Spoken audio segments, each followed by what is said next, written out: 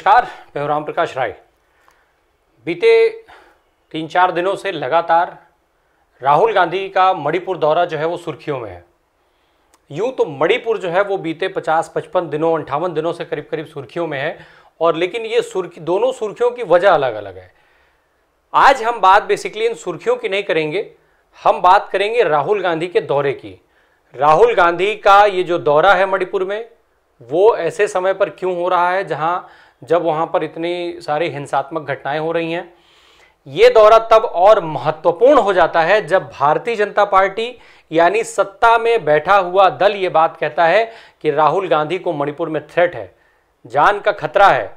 ये बहुत महत्वपूर्ण है कि आखिर खतरे में जान डाल करके, अपनी जान को खतरे में डाल करके राहुल गांधी मणिपुर का दौरा क्यों कर रहे हैं। भारतीय जनता पार्टी उनके ऊपर कई सारे आरोप लगा रही है, कई अलग अलग तरीके से उनके ऊपर निशाने साधे जा रहे हैं। वहीं सरकार की तरफ से उनको जो है एयरपोर्ट पर रोकने की जो घटना हुई और फिर उसके बाद किस तरीके से चीज़ें हुई, वो हम सब लगातार 2-3 दिनों से देख रहे हैं।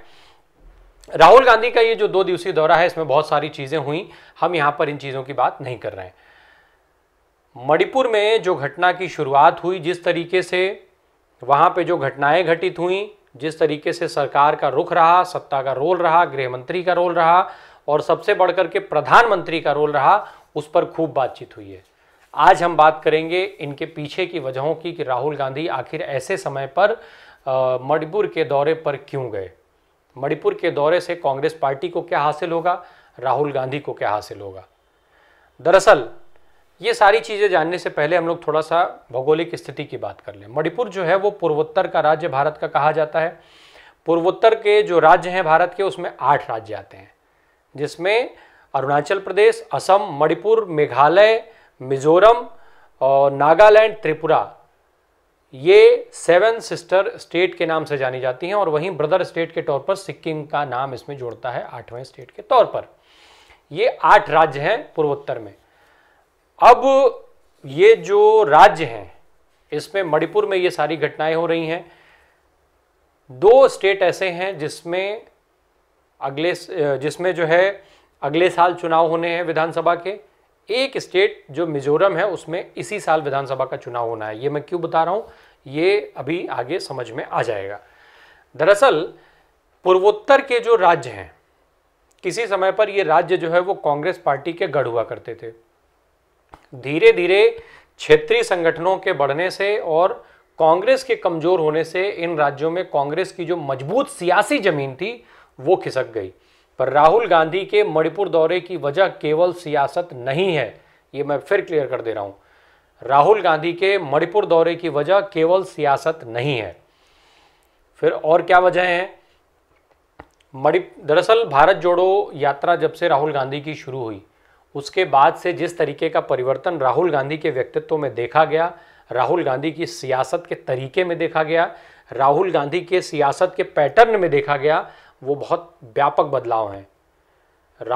जिस राहुल गांधी की सियासत को सूली पर चढ़ाने के लिए भारतीय जनता पार्टी ने पप्पू वाली इमेज क्रिएट की, जैसा कि राहुल गांधी दावा करते हैं, करोड़ों रुपए खर्च करके उनकी छवि को पप्पू बनाने का काम किया गया। उस सारी छवि जो है वो उसको तोड़ करके राहुल गांधी बाहर आए, और जब बाहर आए तो लोगों का उनके साथ विश्वास जुड़ा, उनके साथ आत्मीयता बढ़ी, विश्वसनीयता बढ़ी और साथ ही बढ़ी उनकी लोकप्रियता और स्वीकार्यता। इन सबके नाते राहुल गांधी की जो छवि है वो बिल्कुल एक परिपक्व राजनेता के तौर पर उभर करके सामने आई। और मणिपुर का ये दौरा भी उसी परिपक्वता की निशानी में से, उसी परिपक्वता की निशानी है, उसी परिपक्वता को आगे बढ़ाने का एक तरीका है। इससे एक मणिपुर के दौरे से कई सारी चीज़ें राहुल गांधी की सदती हैं। एक, वो जिस मोहब्बत की दुकान की बात करते हैं, उस मोहब्बत की दुकान को एक बार फिर वो सार्थक करते हुए दिख रहे हैं। जिस समय मणिपुर में हिंसात्मक घटनाएं हो रही हैं, लोगों का जीवन दांव पर लगा हुआ है, अब तक सैकड़ों जानें जा चुकी हैं, 300 से ज़्यादा वहाँ पर राहत शिविर कैंप बने हुए हैं, जिसमें 50-60 हज़ार लोग रह रहे हैं।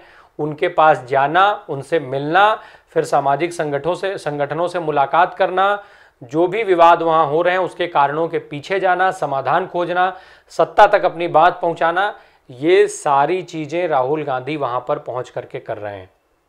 ये मोहब्बत की दुकान जो वो खोलने की बात कर रहे थे, ये तो उसका एक रूप है। अब हम बात करते हैं सियासत की, कि इसमें सियासी फायदा कैसे है राहुल गांधी का, कांग्रेस पार्टी का।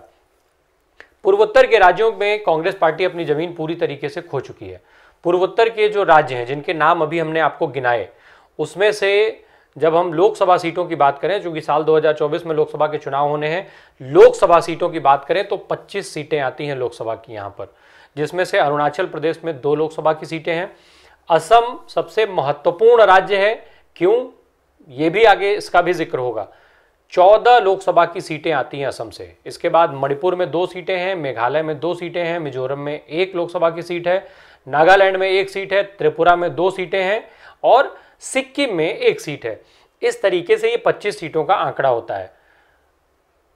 ये 25 सीटों का आंकड़ा महत्वपूर्ण क्यों है, ये भी समझ लीजिए। भारतीय जनता पार्टी के दृष्टिकोण से क्या स्थिति है और कांग्रेस के दृष्टिकोण से क्या स्थिति है।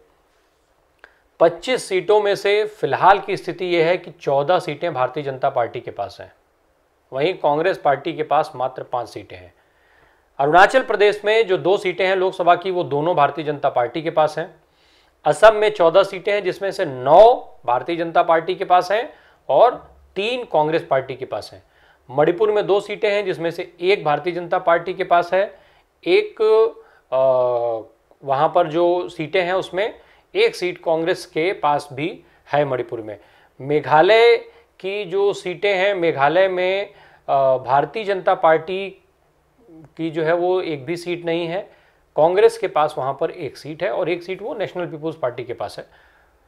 मिजोरम की बात करेंगे तो मिजोरम नेशनल फ्रंट के पास 1 सीट है, वहां पर ना भाजपा का कुछ है ना कांग्रेस का कुछ है। नागालैंड में जो 1 सीट है वो भी वहां की जो एनडीपीए पार्टी है उसके पास है, यानी नेशनल डेमोक्रेटिक प्रोग्रेसिव पार्टी जो है उसके पास 1 सीट है। त्रिपुरा में जो 2 सीट है दोनों भारतीय जनता पार्टी के पास है। सिक्किम में 1 सीट है, ये सिक्किम क्रांतिकारी मोर्चा के पास है। 14 सीटें भारतीय जनता पार्टी के पास है अब इसमें, और कांग्रेस के पास 5 सीटें हैं इन राज्यों में। यानी ये जो गैप है वो भारतीय जनता पार्टी के लिहाज से अगर हम देखें तो जो ये है वो 11 का आंकड़ा आता है, लेकिन कांग्रेस के लिहाज से 20 सीटों का आंकड़ा आता है। ये वो 20 सीटें हैं जिसमें लंबे समय तक ज़्यादातर सीटें कांग्रेस के पास रही हैं, और कांग्रेस के पास रहने का मतलब ये हुआ कि ये सीटें अब कांग्रेस से छिन गई। कांग्रेस की वहाँ पर कांग्रेस जो कमज़ोर हुई उसकी देन है, ये सीटें कांग्रेस के हाथ से निकली।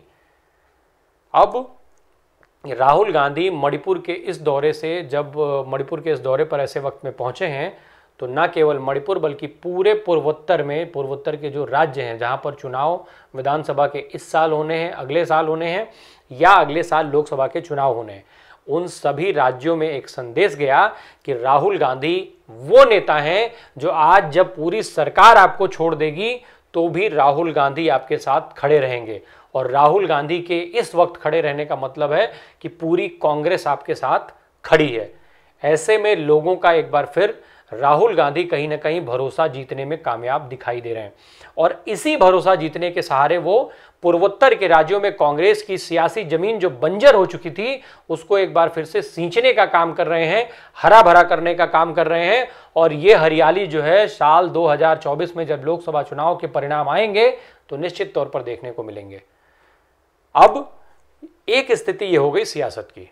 दूसरी बात, अभी कुछ दिन पहले सोनिया गांधी ने भी एक वीडियो संदेश जारी किया था मणिपुर को लेकर के। सोनिया गांधी ने अपने संदेश में मणिपुर में हो रही घटनाओं पर चिंता जाहिर की थी और साथ ही साथ उन्होंने मणिपुर के लोगों से शांति बनाए रखने की अपील की थी, और इसके साथ ये बात कहा था कि कांग्रेस पार्टी उनके साथ खड़ी है, हर समय जब उनको जरूरत होगी कांग्रेस पार्टी खड़ी रहेगी। और सोनिया गांधी का ये जो स्टेटमेंट था, इस स्टेटमेंट को पूरा करने के लिए भी राहुल गांधी वहां पर गए हैं। राहुल गांधी का वहां पर जाना और सोनिया गांधी का इस तरीके का जो स्टेटमेंट था, जब आप इस दोनों को जोड़ेंगे तो एक और सीन, एक और पिक्चर वहां पर दिखेगी आपको।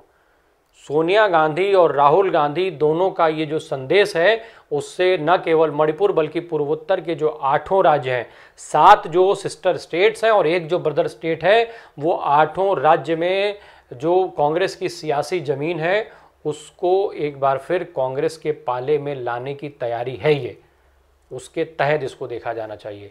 दो निशाने एक साथ हो रहे हैं, दो काम एक साथ राहुल गांधी ने पूरा किया है।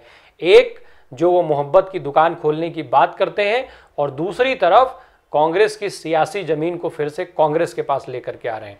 तो ये जो है वो दोनों चीज़ें बहुत महत्वपूर्ण हो जाती हैं। राहुल गांधी का ये जो दौरा है मणिपुर का ऐसे समय में, इसीलिए ये महत्वपूर्ण हो जाता है। अब ये जो पूरा मणिपुर का सीन है, मणिपुर में जितनी सारी चीज़ें हुई, जो मुद्दों की बात हो रही है, राहुल गांधी और सोनिया गांधी का स्टेटमेंट जब आप जोड़ेंगे तो इससे ये क्लियर होता है, राहुल गांधी के दौरे से और सोनिया गांधी के वक्तव्य से, कांग्रेस ये मैसेज देना चाहती है लोगों के बीच में कि वो आपका मुद्दा उठा रही है। जो लोगों को बीच में वो संदेश भेजना चाहती है कि जो आम आदमी से जुड़े हुए मुद्दे हैं, कांग्रेस पार्टी उनको उठाने का काम कर रही है। और लगातार जो बदले हुए कांग्रेस की रणनीति दिख रही है, जो पैटर्न उनका दिखा है वो यही है भी। वो बार बार आम आदमी के मुद्दे उठाते हैं, चाहे वो बेरोजगारी के मुद्दे हों, महंगाई के मुद्दे हों, शिक्षा के मुद्दे हों, स्वास्थ्य के मुद्दे हों, देश की जीडीपी का मुद्दा हो, राफेल घोटाले का मुद्दा हो, अडानी का मामला हो, वो बार बार सीधे तौर पर जो आम आदमी से जुड़े हुए मुद्दे हैं उन पर ही केंद्र की भारतीय जनता पार्टी सरकार को घेरने का काम कर रहे हैं। फिलहाल अभी तक भारतीय जनता पार्टी जिस आक्रामकता से उनके कांग्रेस पार्टी को घेरने का काम करती थी, इस समय कांग्रेस ऐसे मौके भारतीय जनता पार्टी को नहीं दे रही है।